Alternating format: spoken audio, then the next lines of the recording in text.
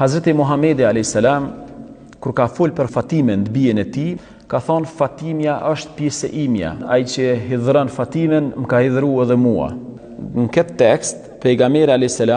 e spjegon relacionin e tij me bijen e tij.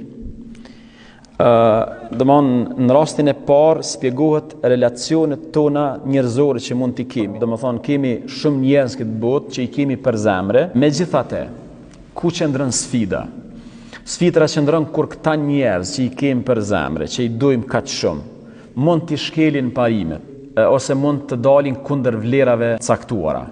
Në këtë rast krijohet sfida, sepse këtu tani kemi 3 rrugë. O të marrim vlerën e t'ja adaptojmë personit dhe themi se ai nuk ka gabu, dhe si me thonë ta sakrifikojmë vlerën për hatër të individit.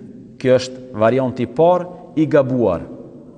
Varianti i dytë është kur ne personin në fjalë ose personin që e dojmë, i cili ka shkel një rregull, ka shkel një parim, e marrim e gozhdojmë, e mallkojmë, e shpallim renegat edhe si me thonë e djallëzojmë, që është prap qasje e gabuar, dhe mbetet numër 3 qasja që na mëson pejgamberi jon, që na mëson feja, e cila është qasje balancuar.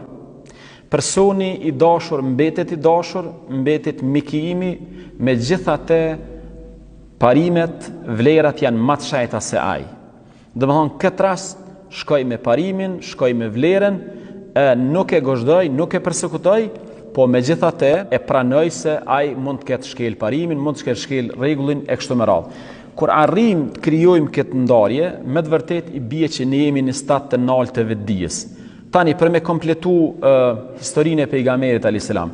Domethënë në çastin e parë ai e tregon relacionin e tij me Fatimen, e në rastin e dytë thot vallahi sikur Fatimja bia e Muhamedit kishte vjedh, edhe mbi ta do të aplikoja ligjin ose dënimin. Domethënë shihni çfarë balanci. Në një anë tregon relacionin njerëzor, anën tjetër e tregon shejtninë e parimeve.